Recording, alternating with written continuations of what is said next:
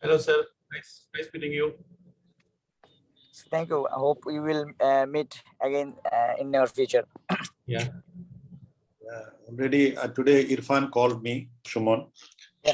He was very happy to see and he was telling that maybe some of their students may join. I say it's okay for our program.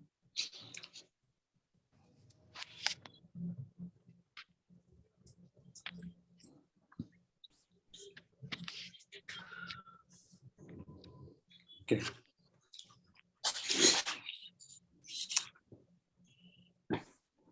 Bismillahirrahmanirrahim. Welcome you all to our regular virtual session. This time we are making a series called Breast Cancer Management, What We Need to Know. And Oncology Club is happy to run this virtual show, which started during the COVID era, but now in the almost non-COVID time, we are continuing it because we found that it is more effective. And in the breast cancer management, among all the modalities, now we are focusing on radiation oncology. And we had few sessions before. Today, we are going to listen to different treatment options, that is BCT, post-mastectomy radiotherapy, conventional hyperfractionated and hypofractionated radiotherapy. It's a huge topics, but we have given this huge works to a very young and dynamic faculty of Rajiv Gandhi, Dr. Parveen Ahlad, that only a young man can manage so many things in small period. So our program will be to welcome to the program Dr. Parveen. He is a consultant in radiation oncology in Rajiv Gandhi Cancer Institute. And we conventionally we start the program with some comments from our president, Professor Emma. Hi, sir. Unfortunately, for some family issues, sir could not join at this moment, but he sends his blessings and he will be joining us at a later time, inshallah.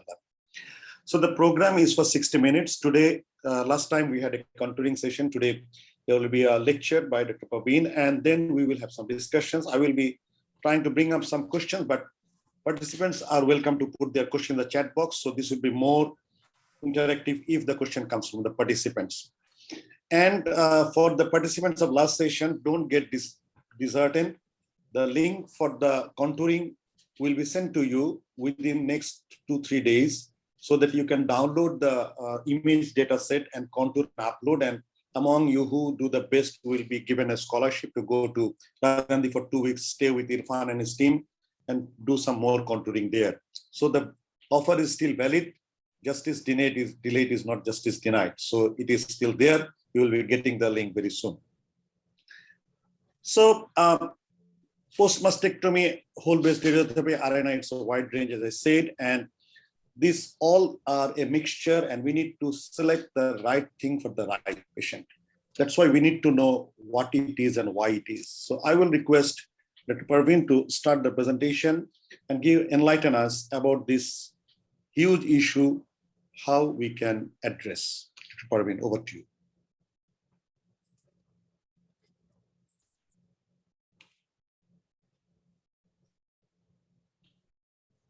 Sir, is it full screen? It's fine. Okay. Good afternoon, everyone. I'm Dr. Parveen Ahlad. I'm consultant and I'm working at Rajiv Gandhi Cancer Institute. At the outset, I would like to thank Oncology Club and Dr. Kamaluddin for inviting me to give this talk on this important issue.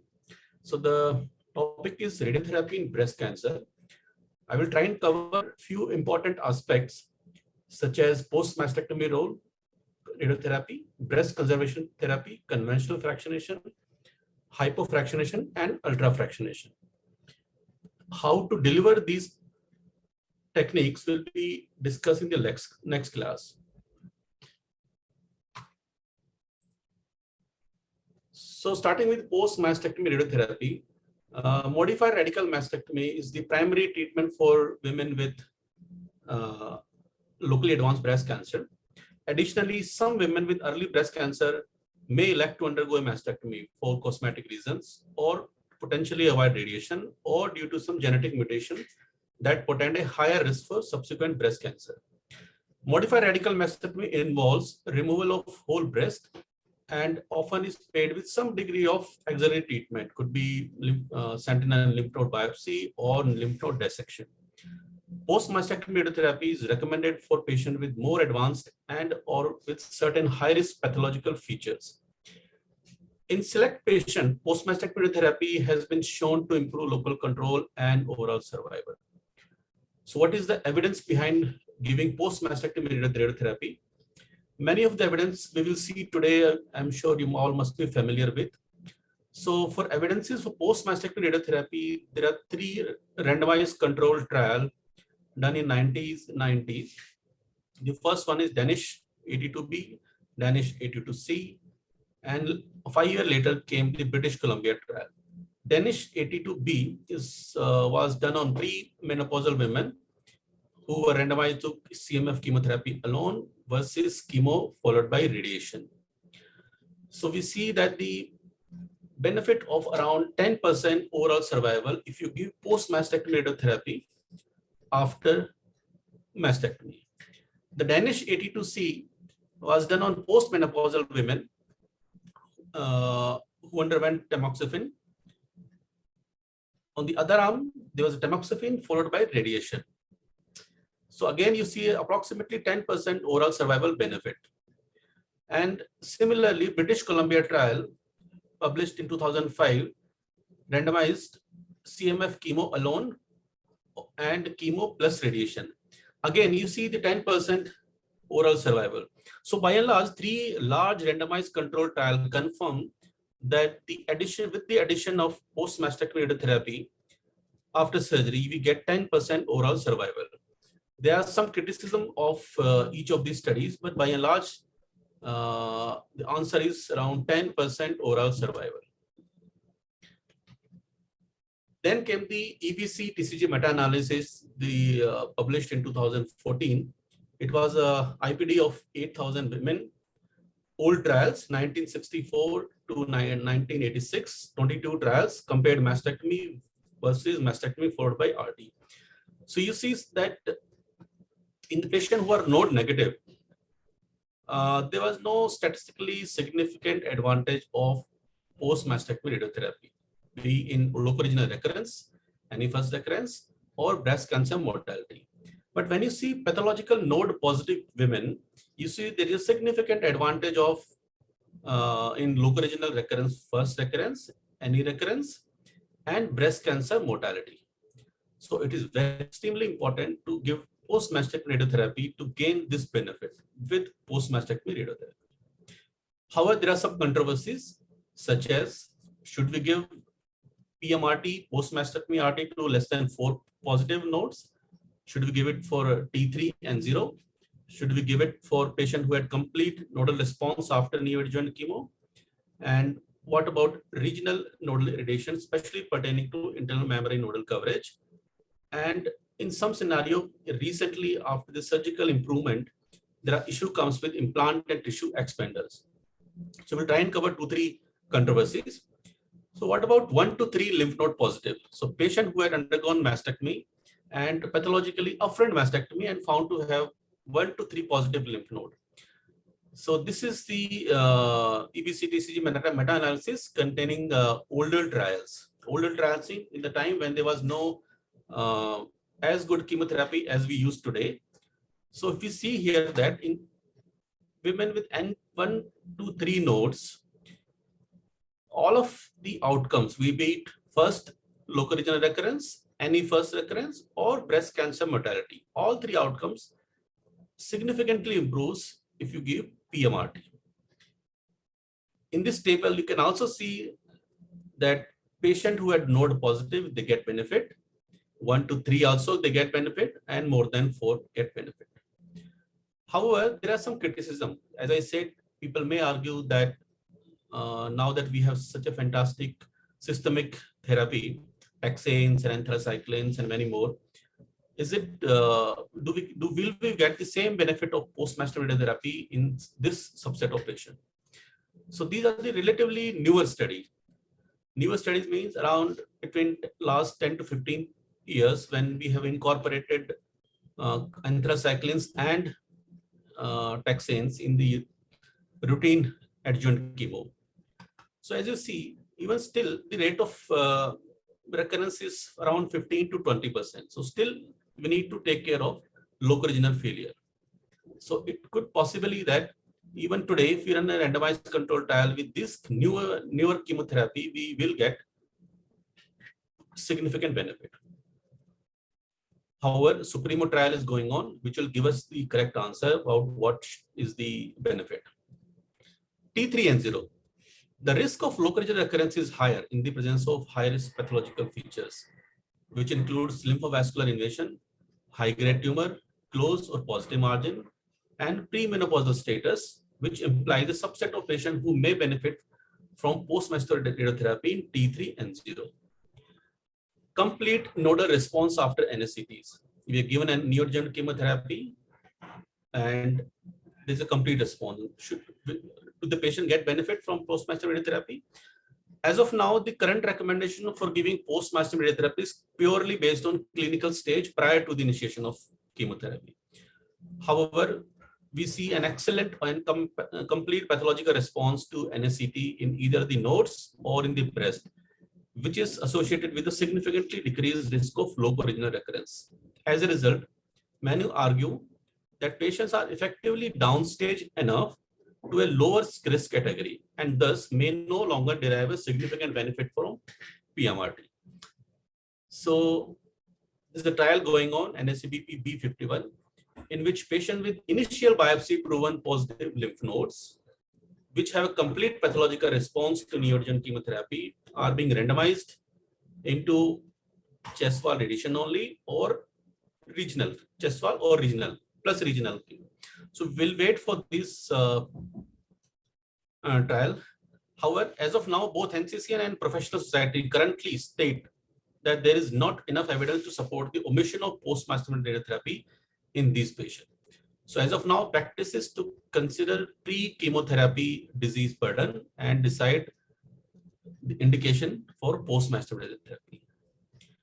This is the NCCN latest. It says, after total mastectomy and axial lymph node dissection, if the nodes are negative and tumor size is less than up to 5 centimeters and margins are up more than 1 millimeter, you observe the patient. If the nodes are negative and primary tumor size is less than 5, but the margins are close, less than 1 millimeter, so we should consider giving radiation therapy to chest wall. For a patient with additional risk factors, for example, more than 2 centimeter size tumor with LVI or high grade or hormone positive, we may consider comprehensive regional nodal irradiation. Patient who have negative nodes but primary tumor size more than 5, we should consider RT to chest wall, and again comprehensive RNI if it is a high risk patient. 1 to 3, strongly consider RT to chest wall as well as regional nodal irradiation. 4 or more axillary lymph node, RT to both chest wall and comprehensive RNI. Margin positive, obviously we'll go for re-excision if possible and then decide further treatment. So this is all about post-mastectomy radiotherapy. In brief, I will switch to breast conservation therapy and various issues related with it. So the objective of radiotherapy breast in BCT is adjuvant RT eradicates any tumor deposit remaining following surgery. By doing so, we decreases the risk of local regional recurrence and also breast cancer specific and overall survival. So this is a slide showing the evolution of modern breast conservation therapy approach. In 1960s, 70s, there were innovative pilot study which was started, which showed that the BCT breast conservation therapy, which includes surgery plus radiation therapy, had promising intervention for early breast cancer. Then in 70s, there were retrospective comparative studies which showed BCT is safe and an effective option. In 1980s, started the prospective randomized control trial where MRM was compared with breast conservation therapy. And this changed the entire treatment of early stage breast cancer. It was seen that the outcomes are comparable. 20 years later, randomized control trials are ready, published, updated, and again confirms that BCT versus MRM are same. So there is a very nicely scientific studied and validated therapeutic intervention in breast conservation, that BCT.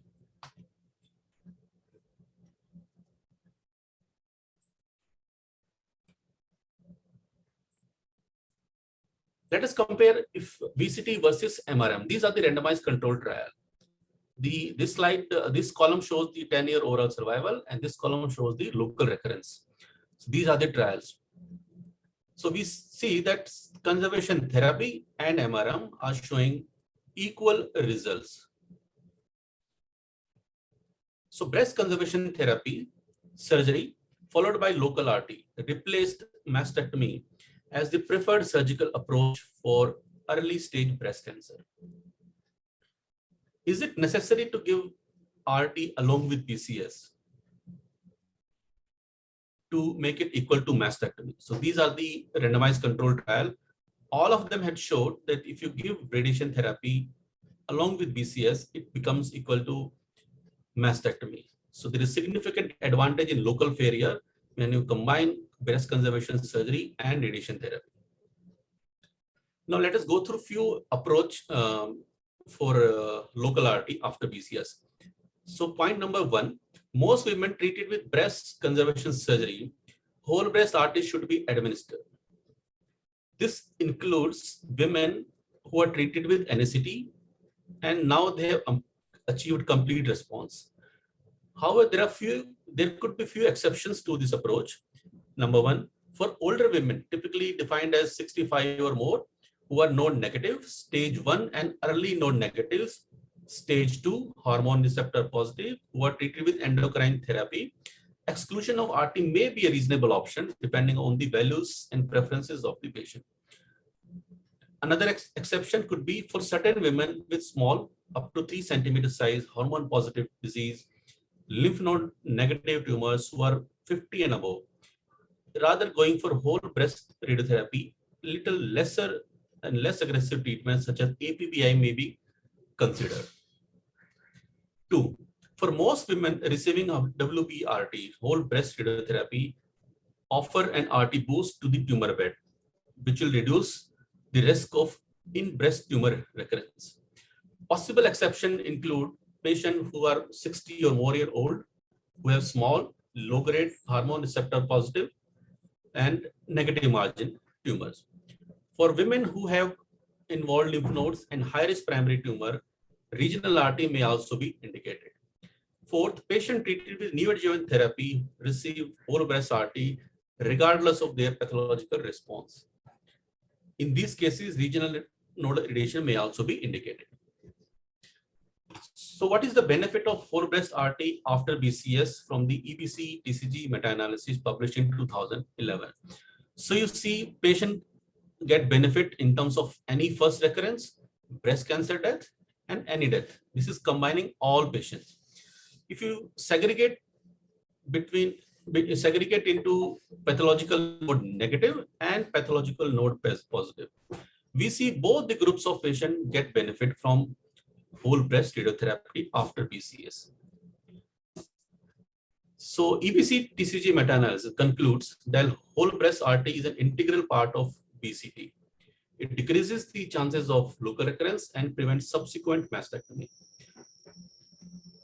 And the gold rule is for every 4 local recurrences avoided at 10 years, 1 breast cancer death can be prevented at 15 years. So the ratio comes to 4:1. However, whole breast radiation therapy has come with a risk and its toxicities. The whole breast RT is associated with acute toxicities that involve the area treated, for example, skin, muscles, and internal organs. Although these complications are relatively well tolerated, the more concerned are the long-term complication, which includes cardiotoxicity, lung injury, second malignancies. So these toxicities can occur many years after the radiation therapy has been given. Although with the improvements in RT techniques over last 1 decade have likely reduced long-term toxicities.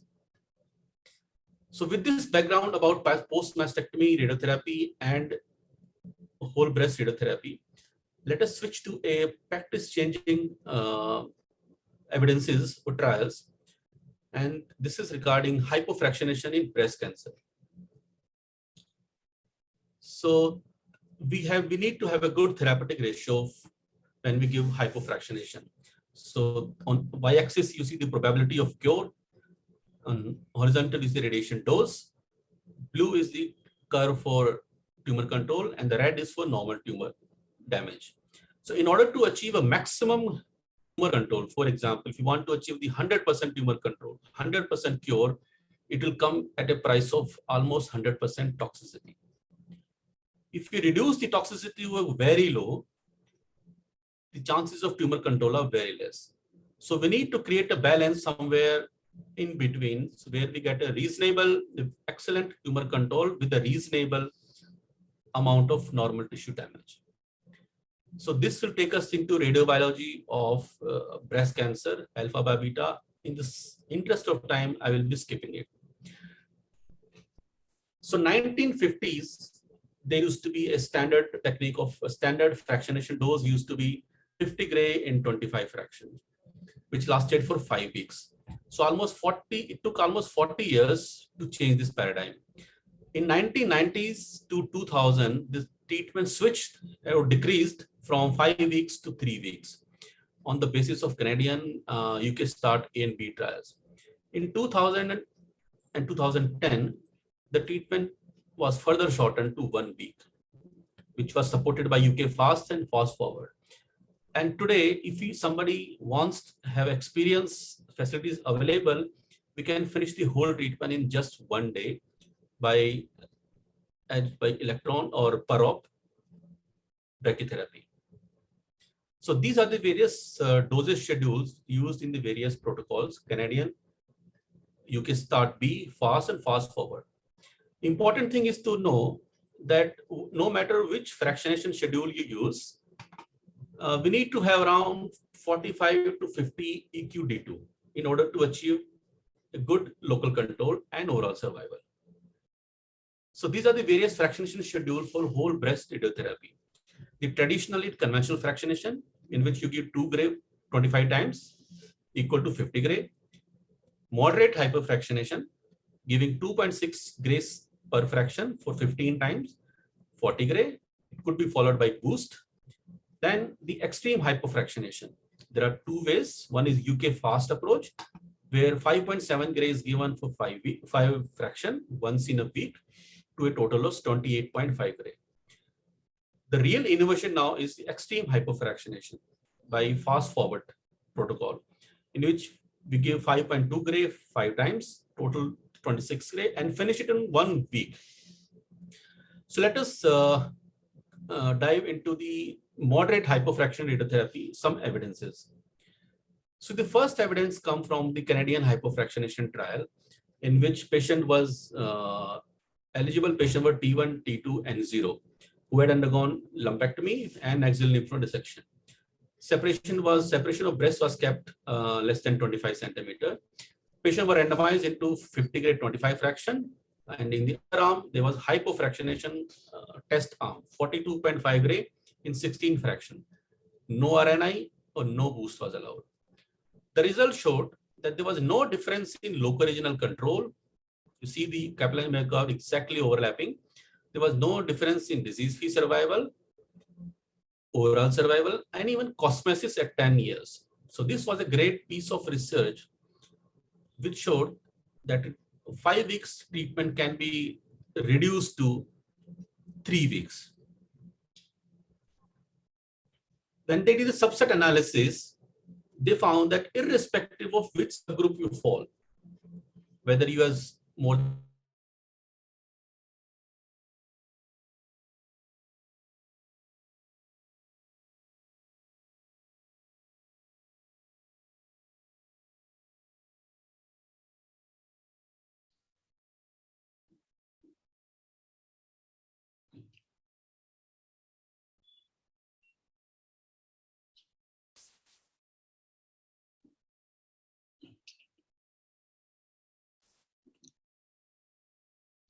Dr. Parveen, we cannot hear you.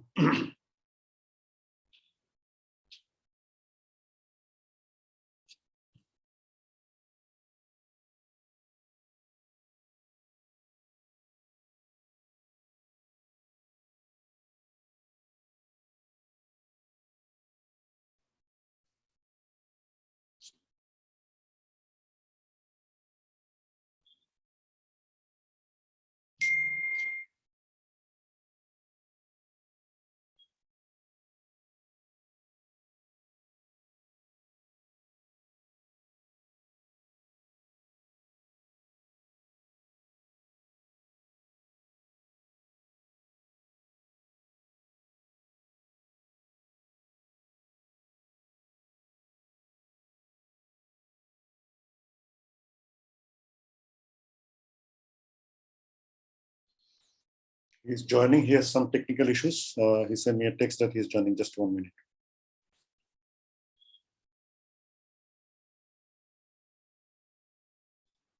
As our faculty got disconnected, we'll wait for him for 1 minute.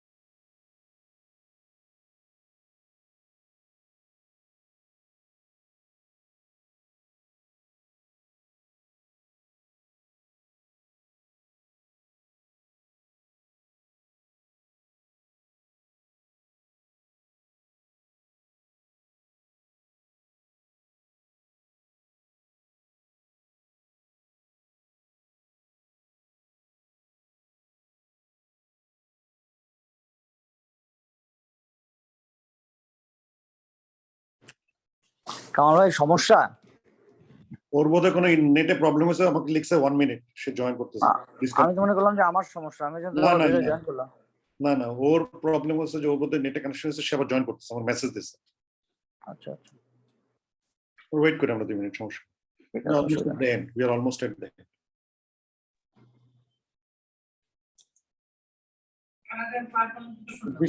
This is a common thing. আমি আশা করতেছি অনেকের অনেক question থাকবে, এখন পর্যন্ত কোনো question আসলে। Kindly everybody is requested to put their questions, because every day we are having some questions in our mind regarding the boost, hyperfractionation, RNI, those. So please put some question on the chat box.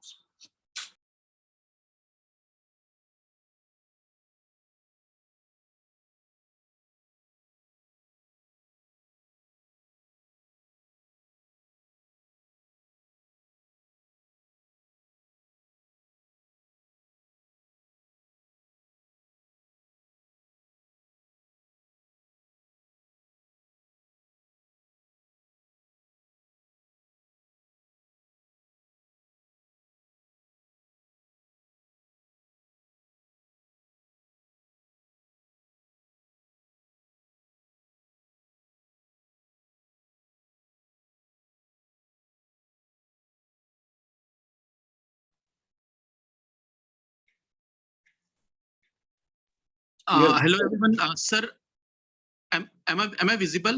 Yeah, you are visible. You can now share the screen. Extremely sorry, something really went wrong. No, it's okay. It's okay. Can you run a slide for me, sir, please? Yes, we can. Just a minute. Let me run the slide for you.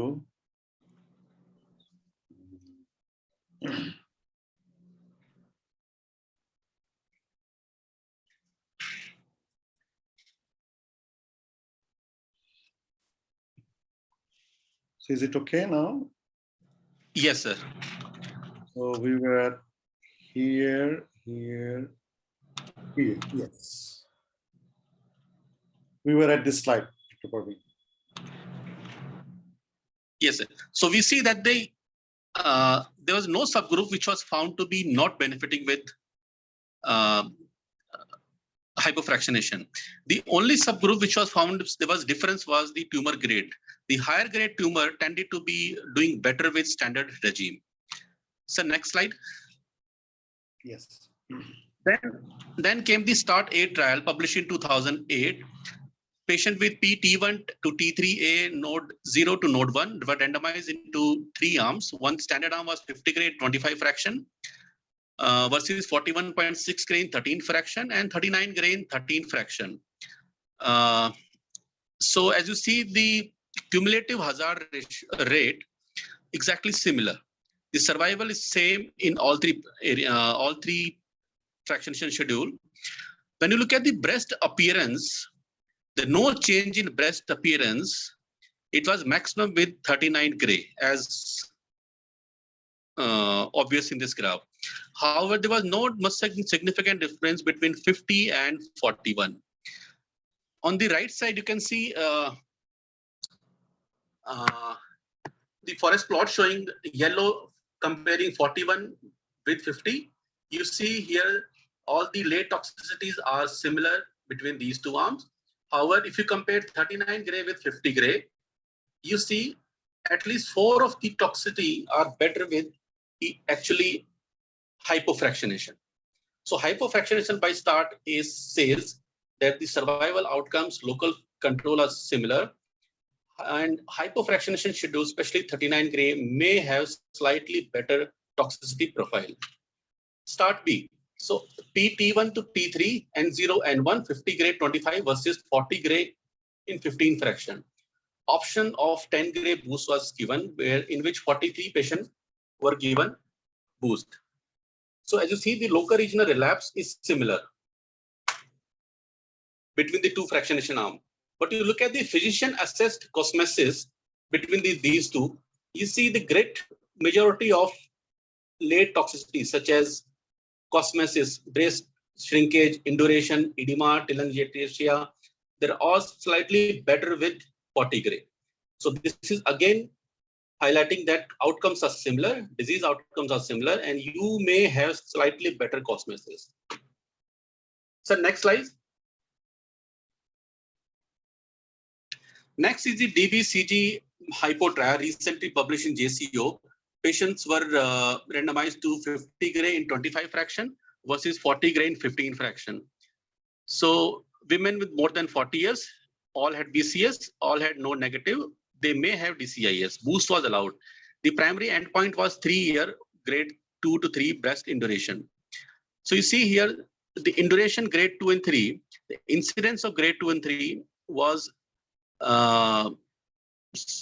almost similar in the both arm, especially the telangiectasia, dyspigmentation, scar appearance, edema, pain, etc. were detected at very low rates. And the cosmetic outcomes and patient satisfaction with breast appearance was high, with either no difference or slightly better outcome in 40 gray. If you look at the 9-year risk of locoregional recurrence, there was no difference. If you look at the radiation associated cardiac and lung diseases, they were comparable. Some people argued that most Western people are bulky, and in bulky people, bulky women, hypofractionation may not be as good as in thin women. So this is the piece of research from MD Anderson hypofractionation study, in which patients who were not well represented on previous trials, start A and start B, that is patient who were overweight or had obese, has large C cup, they were randomized to 50 grade 25 fraction versus 42.5 grade 16 fraction. Boost was allowed.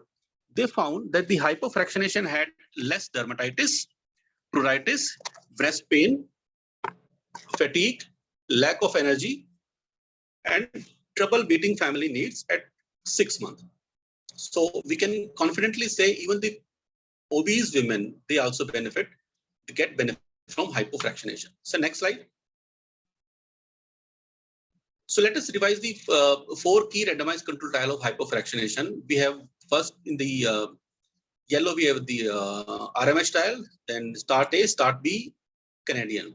You see the patient characteristics vary quite a lot. There were women who were younger, less than 50 years. In RMS, they were 30%, start A 23, start B 21, and Canadian 25. Majority of them had pathological node positive. In fact, Canadian had almost 100% patient node negative. Grade 3, 28, 23, 19. Most of them had lumpectomy, and almost 2/3 of the patient has, 1/3 of the patient had chemotherapy also. Important thing is the RNI, regional nodal irradiation. In RMS, 21% patient underwent RNI, start A 14, start B only 7, and Canadian none. Boost was given in almost half of the patients, nothing in the Canadian. You see the EQD2 for breast, for tumor caping 3.5 and for breast 3.1, the EQD2 comes to around 45 to 15 between in all these trials. Local control in RMH was around 12% in 50, 14% in 39, 9% in 42. Start A 7.4, 8 and 6. So almost similar. Start B, almost similar. 5.5, 4.3. In Canada also similar. So local control is almost similar. Normal tissue toxicity in RMH, any change in breast appearance at 5 years, if you see, there was slightly higher poor breast appearance in 42.9 grade. That is to the tune of 45. In start A, breast induration, telangiectasia, breast edema, they all favor 39 grade. Start B, again, all these outcomes favor hypofractionation. So next. So here is the piece of work research from the Rationale et al. Published in 2011. This slide shows on y-axis is the probability of cure and the x-axis dose. There are two curves. One is for tumor control and other is for normal tissue toxicity. If you decrease this dose of radiotherapy by a small amount, you get the subclinical change in tumor control. However, if you look at the normal tissue toxicity, there is a steep curve. So by reducing slight amount of radiation dose, you can actually have the minimum amount of normal tissue toxicity change. So this could be an idea or logic behind why little bit of dose, we can play around with little bit of dose in breast cancer, having normal tissue toxicity to the same tune. Next. So there were a lot of criticism initially when the hyperfractionation came. The question was, are there any subgroup of patients which might not be eligible for moderate hyperfractionation after BCS or mastectomy? The concern raised were whether the very young patient will benefit, whether there is a difference in grade, patient with NSCT, will they get benefit, and RNA. This is the table showing various subgroup of patient distribution in various trials. So actually, it is not that these patients will not benefit from hypofractionation, but it is just that these uncertainties, they do not result from the signs of inferiority from the landmark trial, but rather the fact that these patient population were not so well represented in this trial. But there is high likelihood that if you run a randomized control trial in any of these subgroups or uncertain groups, we may have equal outcomes and equal cosmesis. So ASTO guidelines for hypofractionation in 2001 said hypofractionation should be considered only in women who are 50 or more.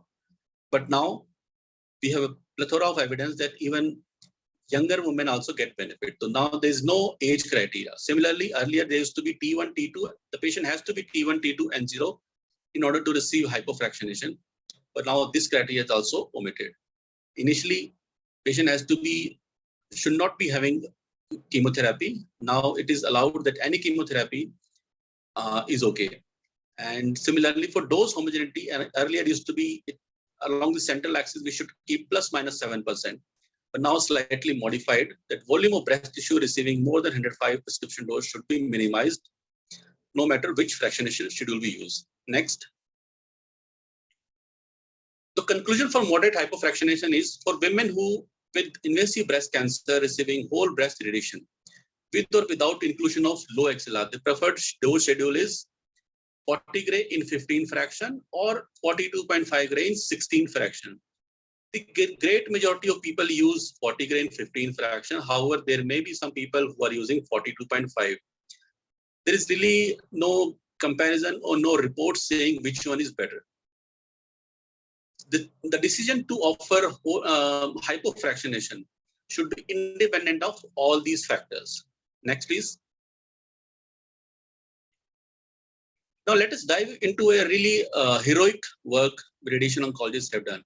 So it is ultra hypofractionation whole breast RT, meaning give such a high dose and complete it in few days. So the first landmark trial is FAST trial, where pathologically T1, T2, and 0 post BCS age more than 50. They were randomized into 50 gray 25 fraction, 2 gray per fraction over 5 weeks. In another arm, there were two test arms, 30 gray 5 fraction, 6 gray per fraction. or 5 weeks, and 28.5 gray 5 fraction, 5.7 gray or 5 weeks. The annual clinical assessment was done for 10 years. Photographs were taken at 2 and 5 years. Primary endpoint was 2 years change in photographic breast appearance. Secondary endpoints were 5 year change in photographic breast appearance, clinical assessment of late adverse, and IBTR. Next, please. The RT technique utilized in FAST trial was a standard bitangent technique using 6 MV. There were 3 main 3D dose compensation method which was used. Some people use physical breast compensator, but the great majority of people used simple forward planned IMRT MLC segment field in field technique. Next, please. So here you see the result published in 2020. On your left, you see a curve for mild to severe changes in breast appearance. So changes in breast appearance was maximum seen in 30 gray. There was no difference in 28 and 50 gray.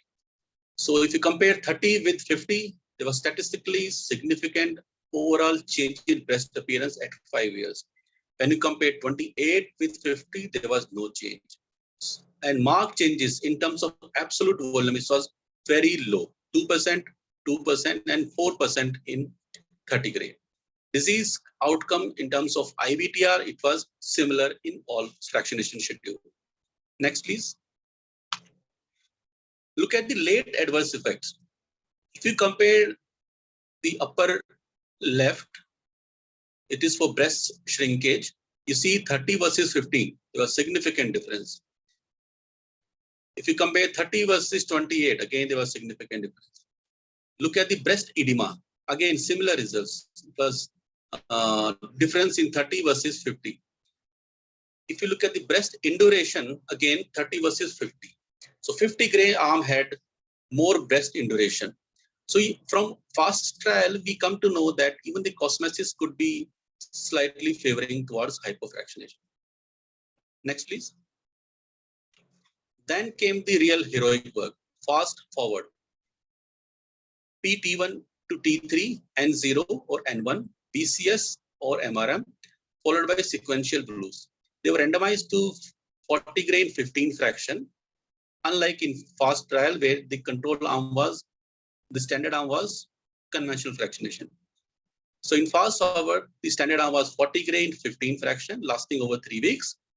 And the test arm were 27 gray 5 fraction, 5.4 gray fraction over 1 week, and 26 gray in 5 fraction, 5.2 gray over 1 week. Annual clinical assessment was done at 10 years, photographs at 2 and 5 years. Patient reported outcomes were measured at 0.3, 0.6, 1.2 years, 5 and 10 years. The primary endpoint was IBTR, secondary endpoints were acute effects, late effects. Next, please. Look at the acute toxicities. You see, according to RTOG and CTCA, in terms of percentage, you see the grade 3, 4. 40 gray was, they were 13%, 27, 9.8, and 26, 5.8. CTCA similarly, grade 3 to 4, there were hardly any. And for 27, it is 22.4. Next, please. Primary endpoint IBTR, when you compare 40 with 27, there was a difference of only 0.3%. If you compare 40 gray with 26, there was a difference of 0.7%. Next, please. Late toxicities. If you see this detailed table, you see that if you compare, the green is the 27 gray, and anything which is written in blue is the 26 gray. So you see there is significant benefit with 27 gray when you compare it with the standard arm. Almost all the endpoints, breast induration, breast shrinkage, induration, breast induration in non-tumor area, telangiectasia, edema, breast discomfort, they are all favoring hypo. Next, please. Patient reported. The earlier slides was physician reported. Now even the late toxicity reported by patients reported outcome almost show these same results. Next, please. However, there is some criticism with fast forward that tumor bed boost was given in only 25% of patients, and we don't know whether the high risk subgroups are they're underrepresented or not, like age, younger patient, higher grade, hormone receptor negative, and in the absence of systemic therapy. Next, please.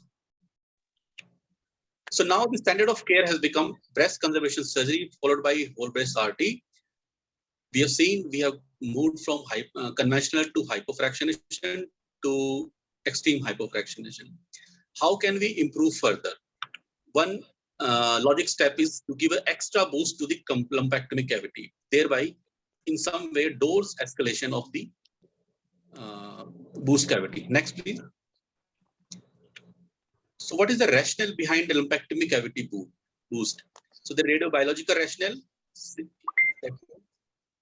dose response relationship for breast cancer is a pathological rationale in which which shows that there are higher microscopic tumor burden in close proximity to the site of lumpectomy. There is a clinical rationale for boost, then that is majority of IBTR, they develop within close proximity to the original lesion. Next, please. This is the landmark trial, URTC trial, which compared whole breast RT 50 gray in a conventional fractionation versus whole breast RT followed by boost of 16 gray. You see, there is a significant reduction in local recurrence rate with boost. This reduction in risk of local recurrence was comparable in all age groups. There was no difference in overall survival, breast cancer mortality, or DFS. 20-year rate of severe fibrosis was 5.2 versus 1.8%. Next, please. These are other major studies of lumpectomy cavity boost. The Barteling study is the same as URTC previous study. So most of them have shown there is a significant advantage in disease outcome if you give boost. Boost dose can vary from 10 to 16 gray. Next, please. So the indication of lumpectomy cavity boost in invasive breast cancer. A tumor bed boost is recommended for patients with invasive breast cancer who meet any of the following criteria. Any of the following. If a patient is less than equal to 50 years with any grade, she requires lumpectomy cavity boost. Age 50 to 70, he has to be having high grade tumor, or any patient with positive margin irrespective of age or grade requires lumpectomy cavity boost. We can afford to omit tumor bed boost in patients with invasive breast cancer who meet the following criteria. The criteria is the women should be more than 70 years with hormone receptor positive tumor or lower intermediate grade tumor and widely negative margins. So in these patients, the benefit of lumpectomy cavity could be minimal. Next, please. In DCIS, a tumor bed boost may be used for patients with DCIS who meet any of the following criteria. Age less than equal to 50, high grade, close margin or positive margin. In DCIS also, tumor bed boost can be omitted in patients who are elderly, more than 50 years and meet the following criteria. They are screen detected, the primary tumor size is less than 2.5, the grade is, nuclear grade is low to intermediate and widely negative surgical margin. Next, please. Dose fractionation for the lumpectomy cavity boost. In the absence of strong risk factors for local recurrence, 10 gray 5 fraction is the standard tumor bed dose, regardless of dose fractionation use, stage, or histology. However, in the presence of strong risk factors for local recurrences, such as positive margin, or a combination of other risk factors, such as young age and close margin, a slightly higher radiation boost dose can be given to a tune of 40 gray to 16 gray. Next, please. Can lumpectomy cavity boost be done with SIP, simultaneous integrated boost, rather giving sequentially? Next. So there are few trials which have answered this. In conventional fractionation protocol, there is IMRT MC2 trial. In moderate hypofraction, we have import high, hypo trial going on, RTOG1, and ultra hypofraction, hypo-art A trial going on. Next, please. So from IMRT MC2 trial, which were in the conventional fractionation schedule, Patients were randomized into conventional RT with sequential boost, 50 gray followed by 16. And in IMRT group, 50 gray was given along with lumpectomy cavity boost with simultaneous integrated boost technique to a dose of 64 gray. You look at the local control, they're all similar. Look at the breast shrinkage, they're all similar. So SIB boost can be delivered for whole breast RT. Next, please. Then came an important import high trial, which was for moderate hyperfractionism, unlike the previous trial. Here there were two arms, the control arm 40 gray, 15 gray, 15 fraction followed by sequential boost. And there were two test arms, 36 gray, 15 followed by simultaneous integrated boost 40 and then lumpectomy cavity 48. In test arm 2, 36, 40 and 50 gray, all in 15 fraction. Primary endpoint was IBTR. You see the estimated 5-year IBTR was low. In all the studies, in all three arms, it was around 2 to 3%. 5-year induration and hardness in clinician rated, it was 6, 5, and 9. That is slightly higher clinician rated duration in SIB 53 gray arm. Patient reported it was 28, 15, and 24. Next, please. So concluding my presentation today, as far as hypofractionation is concerned, there are high quality and high value here for hypofractionated regime. It is convenient for patient as well as provider. It is cost effective, resource sparing, increased access to radiotherapy is possible. And it also allows and encourages women to undergo breast conservation when they come to know that treatment can be finished earlier. Moderate hypofraction is currently the standard of care. Ultra hypofractionation is still evolving. And we are awaiting some more randomized control trial which will throw light on these issues. Thank you very much for your patience hearing. Can we have any discussion if you have any questions? So thank you, Dr. Praveen. I think it was a very well covered lecture, I will rather say. So there are some few questions. I think many of the questions are covered in the lecture, but still we can repeat for our for the audiences. So there was a question from Dr. Arman at the beginning, which was covered in the lecture. Still the question, let me repeat that. He said that it was covered from the slide, that PT2N1, should we go for local regional PMRT or local chest wall PMRT or with RNI? The answer is, as per NCCN, when there is a N1 still, we need to go for RNI, but NSPB 51 may change the practice, but till then, N1, 1 to 3, whatever the node is, we cannot avoid RNI at this moment. Yeah, it's okay, Parveen, if you disagree.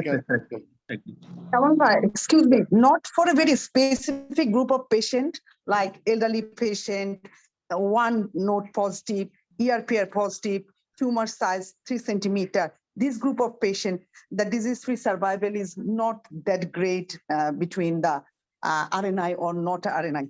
Yes, you are correct, Lima. The small group may be not be benefited. So for specific group of patient, can we avoid RNI? No, that is if you look at the NCCN guideline, they are telling that there is a limited benefit, but you need to still the recommendation is you need to go for it. We can, there is a physician discretion, they are telling, but if you look at the NCCN guideline, let me show it to you. Parveen also shown it. Or maybe I can put it in that way, that if the patient is falling into MA20 trial eligibility. Yeah. That's what I was telling. So, for example, if the tumor location is medial, central, or more than 2 centimeter with either one of the following, like grade, high grade, or LVI positive, or hormone receptor negative. If these combinations are there, then it is better to give RNI. Yeah, that's true, Parveen. I think to make it simpler, but Dr. Shahida is telling that is good. We always have the discretion, but to make it simpler, that this is the way. But main debate is the IM node inclusion. What for the MA and URTC trial, the main question is where we should put the IM node is there or not for the location and other things. As you said, when there is a risk factor more, we can. This is a gray zone 1 to 3, but if you look at all the recommendation, still they are in favor of going for RNI because it has changed from 2010 to 2018. And MA trial and URTC trial has changed the whole landscape. Before we were telling that it is we only go for subset. So that is you see, if you go to the URTC trial, if you go to the MA trial, they have included this. So, I mean, yes, we can always look at the subset who are more benefited, whether there is an OS benefit. It was not always the OS benefit. There is always a debate on it. But unless the NSABP 51 comes out, you see this same book, I always love to show that in 210, they said no need, but in 218, they said 1 to 3 node, you need to consider as per recommendation. But all subgroup may not be equally benefited, what Dr. Shahida was trying to say. Okay. So to make it simple, we said we can, but a small group may not be benefited where we can discriminate it. That is the clinician's judgment. So I was going to the question, Sharif Ahmed, T2 N2 ER positive post-mastectomy, is it feasible to give fast forward? T2 N2 hormone receptor positive. If it is N2, then it is better to avoid. See, as of now, as long as option of moderate hypofractionation is open, then we should go for moderate hypofractionation. The problem with the fast forward or forward is it should be N0 or you may have N1. But if it is N2, then it is falling beyond fast and fast forward. So extreme hypofraction is not recommended. Yeah. So, can I ask a question here? Yeah, please. Yes, in fast forward trial, they did included the N1 disease, but this subgroup, study has been started in the middle of the main study, and its result is still to be published. So based on this, there is no data right now to say that we can give safely and ultra hypofractionation to an N1 disease. So if it is N1, doctor, are you comfortable to give hypofractionated, ultra hypofractionated radiotherapy to this patient? No. The evidence of is too strong as of now for moderate hypofractionation. Yeah. We will have to wait for some more results before we make ultra hypofractionation a standard practice. Okay. But of course, in practical scenario, for example, a very elderly patient, difficulty in moving around, in those patients we can consider. But otherwise, as of now, moderate hypofraction should be choice. So for mastectomy patient, they did include the mastectomy patient also, but this patient also very minimum representation, 7 to 8%. So should we go for ultra hypofractionation to a mastectomy patient based on this very little patient data? I think now that they have included as an eligibility criteria MRM, yeah. So it is reasonable. But the representation of patient is only 7 to 8%. Yeah. See, if you look at the MA20 trial, there were only 10% of no negative. Based on that, only we are saying that all no negative patient with high risk features should undergo. So similarly, for fast forward, we can say now that they have included around 7-8% of mastectomy. So it is reasonable that if after post mastectomy, we can go ahead with fast forward. Yeah, Parveen, what I can say that some of our British colleague, today we didn't invite him, John Conybeare, they are one of the partner in the fast forward trial. We asked him the same question. They said they are including not only mastectomy. I mean, they are, they are the courageous people. They are starting practicing node positive also. I mean, they're waiting for the trial, but in their practice, they started it. So, I mean, maybe for us, it is safe, as you said. Classically, we go for fast forward with only fitting the criteria, and rather we remain on moderate hypofractionation, and we should not jump into the off-level recommendation of this ultra hypofractionated trial. If it is not fitting the criteria, we should avoid and go to the moderate hypofractionation. Every physician may have their own choice and selection, but for general people, we can say that let us stick to the specific criteria that they have recommended. And as you said, that this you can go for with the mastectomy, but if you are not comfortable, we have the option of going to moderate hyperfractionation. So there was a question from Altaf Hussain Riyad. I think it is already covered. Who is the ideal candidate for fast forward? We have discussed. Tawhidul Islam. In most of the studies, the inclusion criteria for hyperfraction RT did not include T3 or NET positive disease. But can we include T3 not positive for hyperfraction? The answer, Parveen has already covered. It is not included. It was underrepresented. So the underrepresentation is not a criteria to be excluded. Somebody may debate that it is not adequately covered, but if you look at all the trial of the hyperfractionated, all these group of patients were there, not maybe equal. So, I mean, these are not a contraindication for going for hyperfractionated, moderate hyperfractionation. Kamla, can I add something here? Yeah, please. There is a Chinese trial. They included the locally advanced breast cancer in a hyperfractionated trial, that is 40 gray into 15 fraction. And that was a positive trial. The safety and efficacy was same between the two arms. So as it was the Chinese trial, it was underrated. I think it was underrated. Yes. But they did include the locally advanced breast cancer into disease also. Yeah. So thank you, Rima. So Altaf Hussain Riyad, why not 39 gray, 13 fraction, not preferred instead of 40 gray?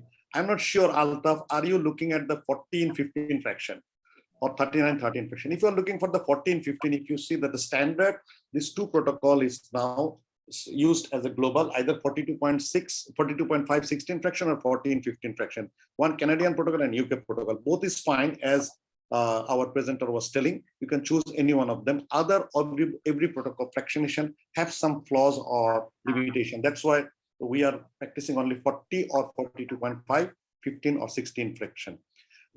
Abdul Mannan, Dr. Mannan, during fast forward, how much boost is required? What will be the dose per fraction? Well, this was in my list. But in fast forward, they are using some boost. But in the presentation, for the sake of time, you didn't cover it. So what is the requirement? Conventional, hyperfractionated, or alta-hyperfractionated boost? In fast forward, they have given sequential boost. And actually, if you give the sequential boost, that doesn't make difference. The difference is from the ultra hyperfractionation dose. So if you are going for fast forward or fast protocol, you can give sequential boost, but not SIV. So what is the fraction? 2 gray or 2 gray per fraction, 10 to 14 gray. Yeah. So that was the interesting part that we also learned, that they have used ultra hyperfractionation, but in boost they didn't use. They are trying. I asked them. They are trying to bring the boost also in this type of fractionation, 2 fraction, but still the practice was conventional 2 gray per fraction, if I'm not wrong. Parveen? Yes, sir. Okay. So next question is, in case of post-mastectomy patient, in which patient should we use bolus during tangent-free radiotherapy and for how many fraction? Tasneem, this was a question discussed last time with Irfan for a long presentation, bolus or no bolus. He have shown that may not be a good thinking with recent evidence, but normally what we do in post-mastectomy, we give for 50% bolus. Even the MSKCC, they had some study of giving all the sec fraction. So now it's up to you. If you are giving a bolus, you can give up to 50% of the time, or there are some data that except very convincing, like inflammatory breast cancer, you may even avoid it. Parveen, any comment on it? Yes, sir. Our protocol is to give for the initial half treatment and then we remove it. Yeah. Anything extra for if it is inflammatory? Do you do anything extra, or you go for say? Then we tend to keep it for throughout the treatment, knowing that yes, there will be skin toxicity, but that is to be accepted. Yeah. So that is actually what we do. If it is normally, we go 50% of the time. And again, we see some center is do some interesting thing. They do alternative day, one day then off, one day then off. And it is up to you. And somebody said, okay, after 50%, you look at the skin toxicity. If you can go more. So there are so many practice, but standard practice, most of the people do 50%. And in inflammatory breast cancer or margin positive, somebody may tend to go for the whole duration. But as I said, if you look our last lecture recording, you will find Irfan has given interesting data that whether we really need the bolus or not. That is a burning discussion going on. So there is a question about the indication of IM node that we have already covered. CA left breast post mastectomy due to body contour, heart is getting more dose. What is the solution? We will be talking this maybe on the next session also, but left-sided breast to save the heart. Quick comment, Dr. Parveen.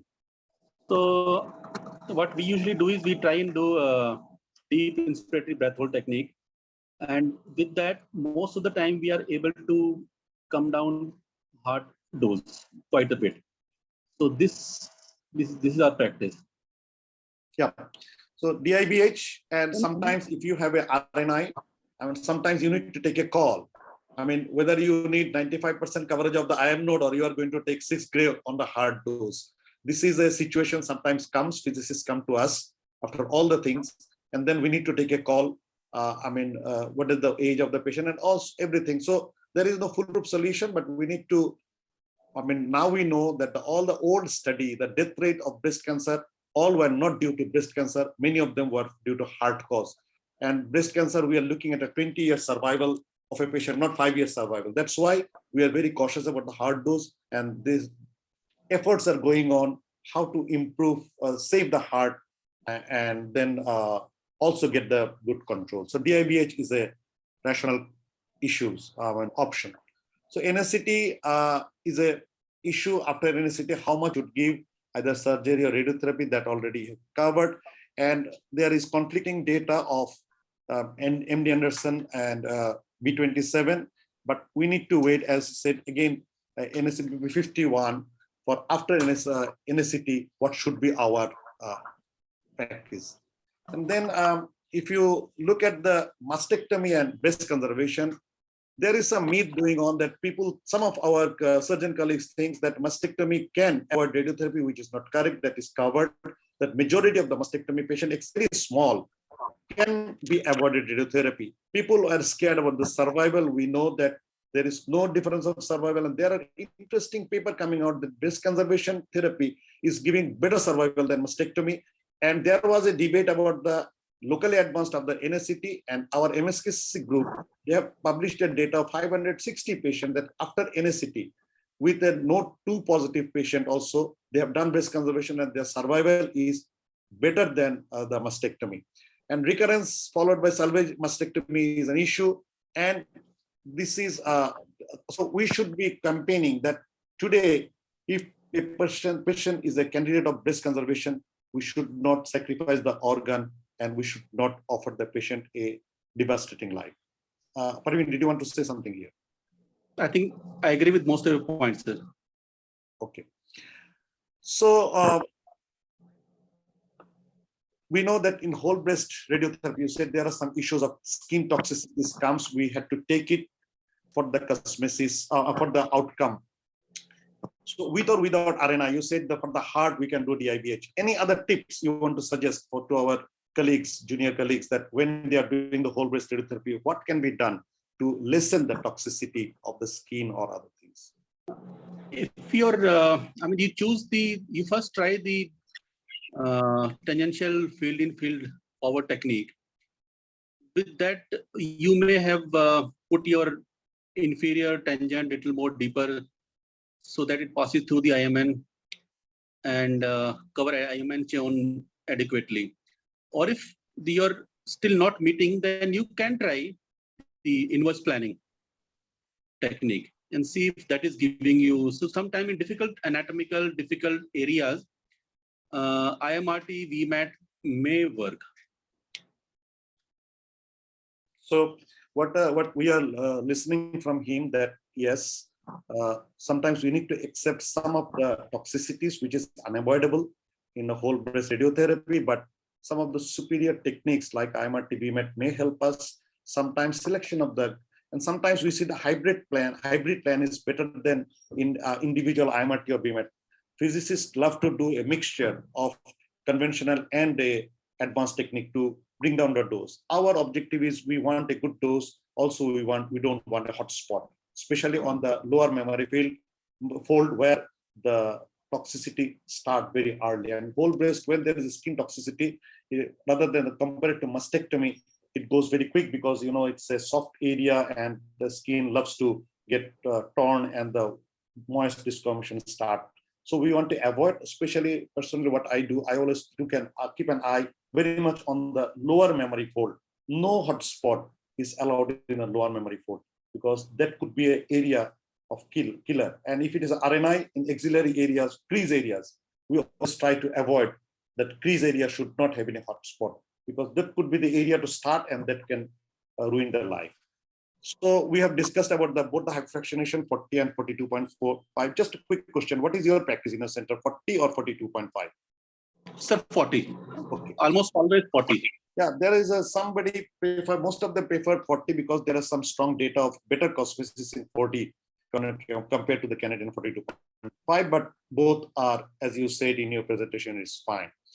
So boost already we have discussed. One question, electron or photon, what do you prefer, Parveen, for boost? We generally go for electron, and most of the scenario, around 20% of the time, photon. Okay, so your preference is electron. Yes. Any reason? I mean, the superficial dose only doesn't go to underlying lung or the heart. So easy procedure. That is what makes it.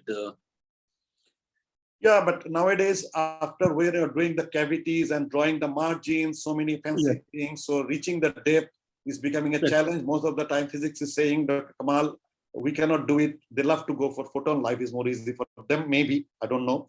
No hard feeling with the physics colleagues because they are the men who help us. But this is what we are facing nowadays. Before, life was more easy with electron, but now photon is coming up. I don't see any paper that there is any superiority except what you say, that the lower, I mean, the deeper dose of electron is, we have more benefit. So this we already discussed that we can mix the alpha hyperfraction with the conventional fractionation boost. And boost dose already Parveen has mentioned that 10 is fine, but in some high risk group, we can go 14 up to 16. There is a subset analysis and they have shown that the recurrence is lower in higher dose boost in 16 gray, American one.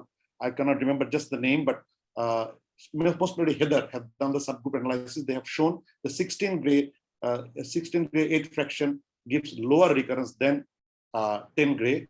So this Western, you know, there is always a fight between transatlantic group, UK versus US. So UK go for 10 fraction, 10 gray for 5 fraction, and US go 16 gray 8 fraction. And their debate was in favor of the Heather group. So what Parveen said, I agree that only we can go for the high risk group with margin positive, very young age, high grade. Maybe we can consider of higher boost. So this is almost at the end, and next week we are going to have a discussion on treatment planning and plan evaluation. Dr. Sandeep Purohit from Rajiv Gandhi will be our faculty, and you are requested to, all of you are requested to join. And we want to thank our academic partner, Healthcare Pharma, for this session. And finally, I want to thank our today's faculty, Dr. Parveen Ahlawat, for wonderful presentation and also responding to all the questions. So we will be providing you the recorded session of this and also last session. As per custom, last one we didn't send because of the link issues of the uploading the image data set that we have solved. We are going to send you all. And with these few words, as our president failed to join today, I want to finish today's program again, thanking our faculty, Dr. Parveen Ahlawat, and also to all the participants who have joined and make the program effective and joined in the discussion. Special thanks to Dr. Shahida, as always, giving her brilliant comments, and all the participants for joining. So see you next week, Sunday, same time with the new discussion. Till then, stay safe and stay tuned. Let us take care of our patient now. Thank you. Bye. Thank you, Oncology Club and Dr. Kamaluddin for inviting me. We hope to have further discussion in future. Thank you so much. Thank you. Thank you, sir. Sajjad. Assalamu alaikum, Kamal bhai. Allah Hafiz. তোমাকে mail পাঠাচ্ছি আমি। ওকে, বন্ধ করো। Thank you. So very